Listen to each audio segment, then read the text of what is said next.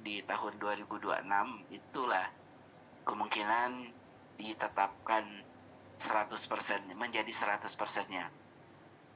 Kalau timeline yang kami susun, kurikulum Merdeka ini di 2021 diimplementasikannya hanya di program sekolah penggerak dan SMKPK. Jadi program sekolah penggerak dan SMK ini adalah program di bawah Kemdikbud, di mana kita menyeleksi pimpinan satuan pendidikan. Jadi yang kita seleksi bukan sekolahnya, tapi pimpinan satuan pendidikan yang dapat melakukan transformasi dan menggerakkan sekolah lainnya untuk melakukan transformasi pembelajaran.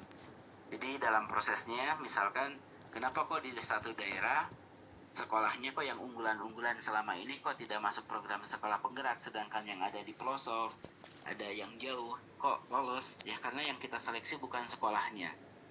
Sekolah penggerak ini yang kita seleksi pimpinan satuan pendidikannya. Sehingga dalam prosesnya seringkali pada saat proses seleksi misalkan kepala sekolahnya masih di sekolah A, lalu pas mau ditetapkan pindah ke sekolah B. Nah yang ditetapkan itu di sekolah B-nya, bukan di sekolah A-nya, karena mengikuti kepala sekolahnya yang diseleksi, bukan sekolahnya yang diseleksi. Nah ini diimplementasikan waktu itu sekolah penggerak itu ada 2.500 tahun pertama, dan ini pendidikannya formal semua di SD, SMP, SMA, dan TK serta SLB. Jadi pendidikan normal itu tidak masuk program sekolah penggerak. Lalu untuk SMK sama programnya tapi namanya beda, yaitu SMK Pusat Unggulan. Ini di tahun pertama.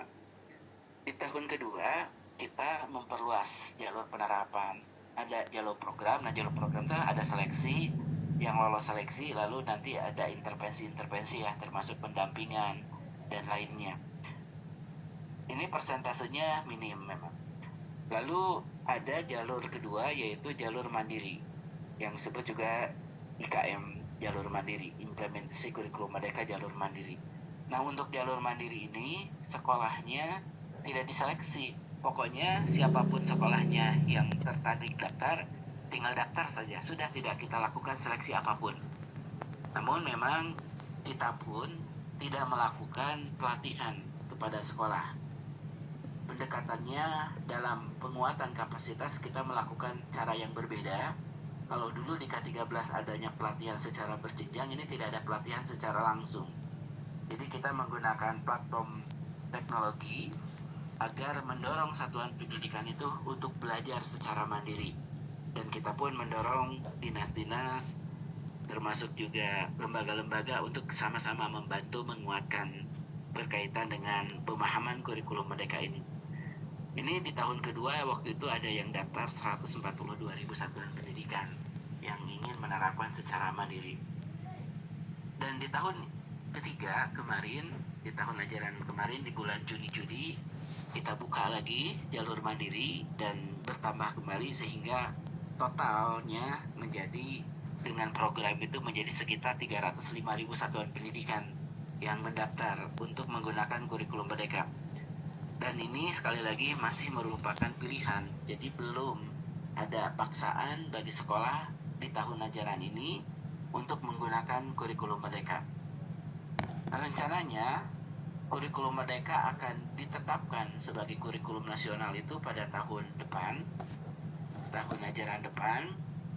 Pada saat ditetapkan sebagai kurikulum nasional, maka secara resmi adanya pergantian kurikulum. Jadi adanya pergantian kurikulum itu direncanakannya secara resmi tahun depan. Nah pada saat tetapkan pergantian kurikulum belum berarti bahwa langsung 100%. Bisa jadi bertahap ya. Hitungan kami sih, sehitungan kami kalau tahun depan bisa sampai 80% ya bisa 100%-nya di 2026.